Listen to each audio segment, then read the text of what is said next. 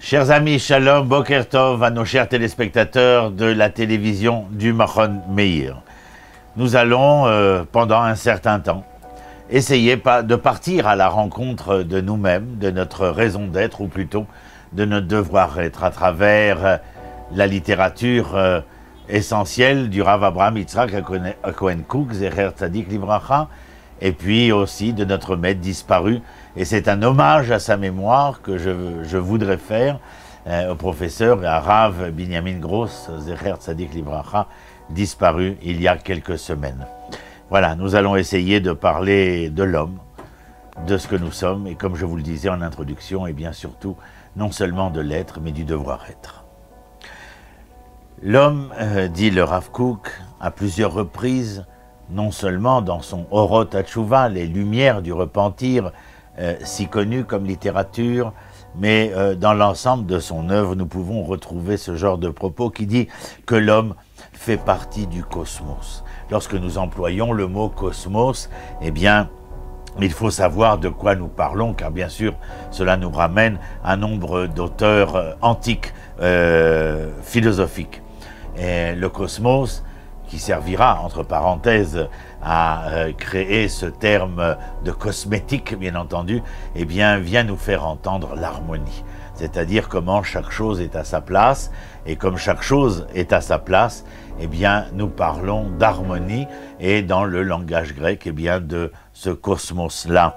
L'homme fait partie, tout partie de ce cosmos-là. Le Rav dit, il a un rôle singulier à l'intérieur de cela. D'ailleurs, c'est le propre de ce que nous appelons et considérons comme étant harmonieux, c'est-à-dire que l'ensemble des éléments qui composent quelque chose, que ce soit une œuvre littéraire, une œuvre symphonique, un tableau, eh bien, l'ensemble des parties, aussi singulières soient-elles, eh bien, lorsqu'elles sont en pleine complétude de ce qui existe, eh bien, nous obtenons un tableau, une œuvre, une symphonie, et dans notre cas précis, l'homme et chaque homme, chaque peuple, bien entendu, fait ici tout ou partie de cet ensemble à travers sa propre singularité. C'est donc qu'il y a chez l'homme un rapport, non seulement par rapport à ce qu'il est, lui, dit le Rav, dans son rôle particulier, bien entendu, mais aussi, bien évidemment, par rapport à l'ensemble, et cela, comme nous le disions il y a un instant, l'homme fait pleinement partie de ce cosmos. Comment est-il conscient de ce lien? Oh, par un élément essentiel de ce que l'homme est, l'esprit. Et cet esprit, bien entendu, est ici celui qui permet de prendre conscience et connaissance de ce processus cosmique.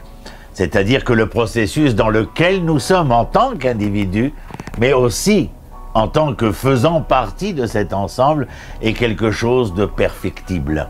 C'est-à-dire quelque chose qui aspire au bien, au bon, à la vérité. Si cela vous rappelle une partie ou tout ou partie de ce que certains appelleront les théories de l'évolution, sans parler des éléments matériels de cette évolution, mais l'événement spirituel en ce qui concerne l'événement Mechadesh Maase Bereshit Bechol Tamid, c'est-à-dire que l'Éternel, eh bien, améliore ce monde, permet à ce monde de continuer d'être et de devenir perpétuellement. Comment est-ce que le Rav Kook définit-il l'essence du monde? Eh bien, il la définit comme volonté générale. La volonté est quelque chose d'essentiel. C'est parce que la volonté divine est telle dans ce Chidush Maase Bereshit que cette volonté appartient également à l'homme dans son devenir, dans ce à quoi il aspire, nous le rappelions, le bon, le bien et le vrai. Eh bien, il y a là, dans cette volonté générale qui définit l'essence du monde, eh bien, quelque chose qui appartient à l'homme aussi, dans cette volonté de devoir choisir, car avant la volonté, il y a ce que nous appelons la velléité, le devoir de choisir entre le bien et le mal, entre l'obscur et ce qui est clair, limpide, cristallin. Eh bien, cette volonté de choisir s'appelle, à travers le choix qui nous est donné, la velléité. Le vouloir vient choisir dans cette velléité, mais il y a la troisième étape qui est la volition, un mot barbare peut-être, mais qui vient nous faire entendre qu'après avoir eu la volonté de choisir entre le bien et le mal, eh bien j'ai la volonté de réaliser, de concrétiser le choix qui fut le mien. Et dans ce choix essentiel, il y a cette volonté qui ne se départ pas de l'homme et qui est que l'homme est à la recherche foncière de cette amélioration, de ce processus d'évolution perfectible à jamais. Qu'est-ce que cela vient nous dire? Prenez par exemple le chemin qui nous emmène. Le chemin en hébreu, derer.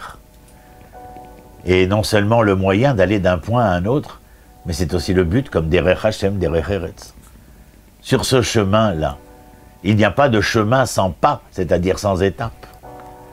Et malgré que j'ai conscience qu'il y a un but, eh bien il faut que je sois tout aussi conscient du développement, de l'évolution, du processus qui m'emmène vers ce but.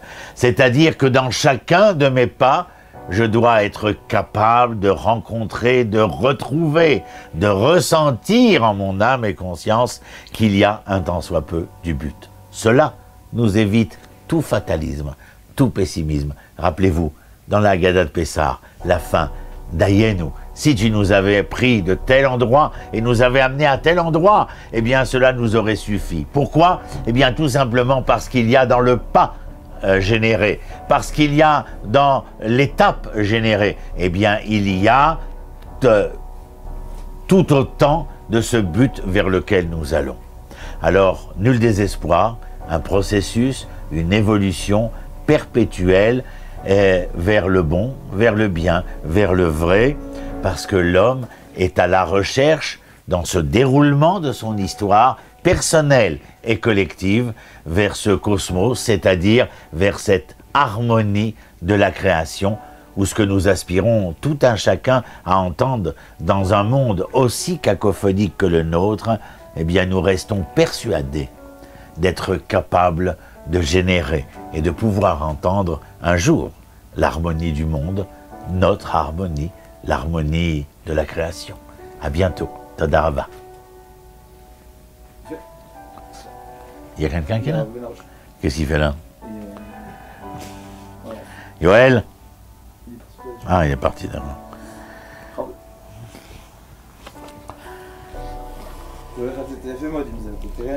Ken? C'était pas trop compliqué? Ça a été? Parce que j'essaye d'être simple, mais...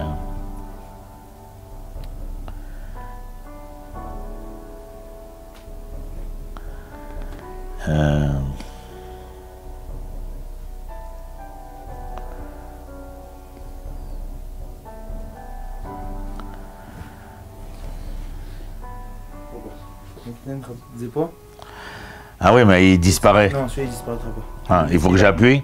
T'appuies sur début quand vous commencez. Il va s'assombrir, mais il va pas disparaître.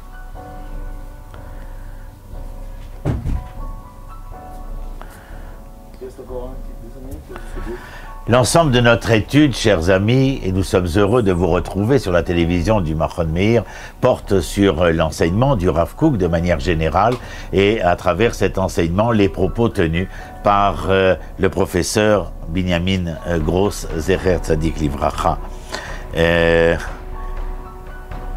lien unit ici profondément, dit le Rav, l'esprit et la vie, cet esprit et cette vie sont associés dans une psychologie humaine elle-même, insérée dans le processus dont nous parlions précédemment, c'est-à-dire ce processus cosmique, c'est-à-dire à la recherche, non pas tendancieuse, mais volontaire, volontariste de cette harmonie. Lorsque la vie se dénue de sa conscience, c'est-à-dire de son esprit, de sa réflexion, eh bien, ce vécu-là, eh bien, atteint des degrés inférieurs.